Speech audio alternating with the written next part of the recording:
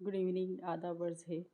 कैसे हैं आप सब लोग और क्या हालचाल है? बहुत दिनों के बाद हाज़िर हुई हूँ। फरवरी भी चल रहा है और शादियों का सीज़न भी चल रहा है, तो इसी वजह से थोड़ी बिज़ी होने की वजह से वीडियो देर से बना पाई मैं।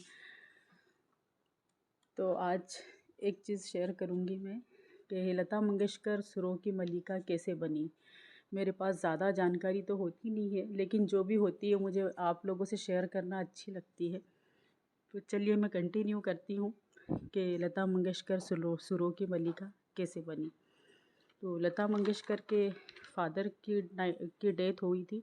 जब लता मंगेशकर के फादर की डेथ हुई 1942 में, तो पूरी फैमिली की ज़िम्मेदारी लता मंगेशकर के ऊपर आ गई और उसी ज़िम्मेदारी और उनकी ज़रूरतों को पूरा करने के लिए लता मंगेशकर ने फ़िल्मों में एक्टिंग करना शुरू की और उन्होंने 1942 से 1948 तक करीब 8 से ज़्यादा फ़िल्मों में काम किया, लेकिन उन्हें एक भी फ़िल्म में कामयाबी नहीं मिली।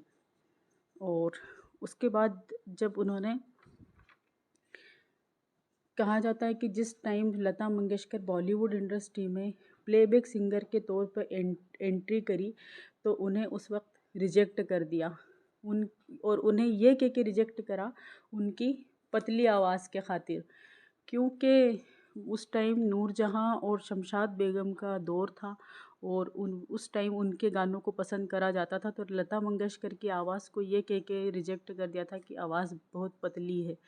कहते हैं ना कि जब तकदीर इम्तिहान लेती है तो चारों तरफ से लेती है। और ये भी हम देखते हैं कि कोई अगर लीजेंड हुआ है या कोई फेमस हुआ है या महान हुआ है, तो किसी को भी इतनी जल्दी आसानी से, वो कहते हैं ना कि कामयाबी किसी को भी इतनी आसानी से नहीं हासिल होती है। कामयाबी को पाने के लिए बहुत स्ट्रगल और बहुत मेहनत से गुज़रना होता है। तो वैसा ही कुछ लता मंगेशकर के साथ चल रहा था। जो वो सुरों की मल्लिका कहलाईं, स्वर कोकिला कहलाईं, उसी आवाज़ जो बाद में स्वर कोकिला और सुरों की मल्लिका कहलाईं, तो और किसी वक्त में उन्हीं की आवाज़ को रिजेक्ट कर दिया था पतला कह के कि उनकी आवाज़ पतली है, क्योंकि उस टाइम नूरजहाँ और शमशाद बेगम उनकी आवाज़ उनका दौर था और वो उनके गानों को पसंद किया जाता था।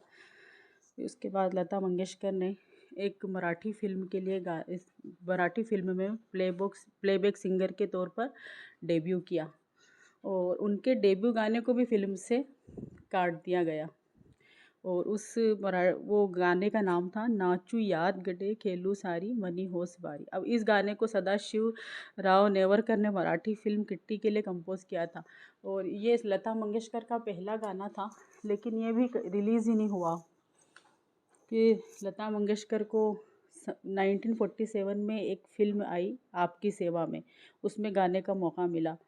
तो इस गाने से लता जी थोड़ी सी चर्चा में आई। उसके बाद उन्हें फ़िल्म मजबूर के गाने से भी थोड़ी सी चर्चा मिली। फिर सबसे बड़ा उनको ब्रेक मिला 1949 में एक फ़िल्म आई महल, जिसका गाना था आएगा आने वाला।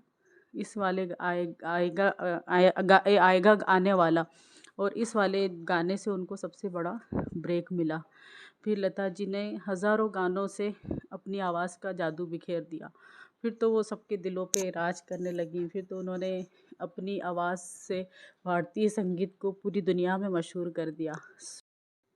स्वर कोकिला कहलाईं और 70 साल के सिंगिंग करियर में उन्होंने बहुत सा हज़ारों गाने गाए, जिसमें से कुछ गाने हैं जो हमारी ज़ुबान पे भी हैं, जैसे लग जा गले, भीगी भीगी रातों में और तेरे बिना ज़िंदगी से कोई शिकवा नहीं, अजीब दास्ता है ये, तुम आ गए हो नूर आ गया है। और फिर 1977 की एक फ़िल्म थी किनारा, उसका गाना था नाम गुम जाएगा चेहरा ये बदल जाएगा, मेरी आवाज़ ही पहचान है गर याद रहे। इस गाने की हकीकत वाकई में लता मंगेशकर के ऊपर ऐसी फिट बैठती है ना, नाम गुम जाएगा चेहरा ये बदल जाएगा, मेरी आवाज़ ही पहचान है, गर याद रहे।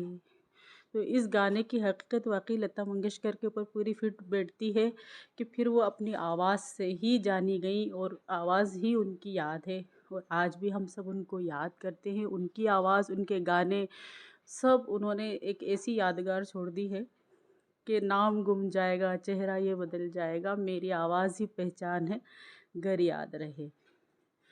बिल्कुल आज भी उनकी आवाज़ हम सब के बीच में गूंज रही है। तो कैसी लगी आप सब में वीडियो, और लंबा होता चला जाएगा इसलिए मैं अब इसको यहीं एंड कर रही हूँ। कैसी लगी मेरी ये छोटी सी मुख्तसर सी आपको जानकारी, बताइए। शुक्रिया, आदाब।